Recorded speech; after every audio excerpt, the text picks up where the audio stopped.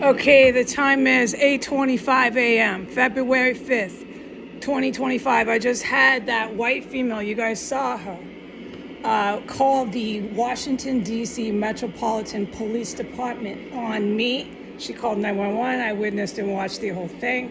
We were across the street, not on this side of 1509, but across the street, and we were about 100 feet from the Masonic Temple.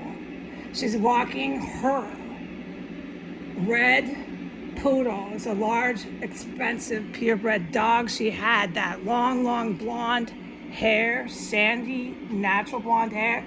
She's about my height, 5'9". She's about 250 in weight.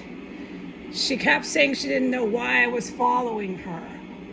We know she's part of the white terrorist crowd. I do too. That's why I was following you, ma'am. And you're hooked up with the police department and you think you can just call the cops on any agents and law enforcement that you want while you're engaged in terrorism. That's why it's following you, ma'am. For the good guys, I said nothing to her. She got on the phone with one of the responding officers. She started describing my hat, my clothing. She said she was in fear of her life from me as I stood over 200 feet away from her the entire time. I got her to stop stalking the front of my house. She kept walking her poodle in circles and circles and would not stop stalking my property with her dog. Okay, so then she calls the cops on me when she's across the street.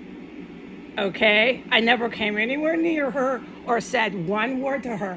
I heard her say verbatim that I was terrifying her and she was in fear of her life from me. As I stood there and said nothing 100, 200 feet away. We also had another white male defending her. He looked possibly homosexual. He's about 5'6". He's about Eastern European. He's Albanian. He's some sort of Yugoslavian.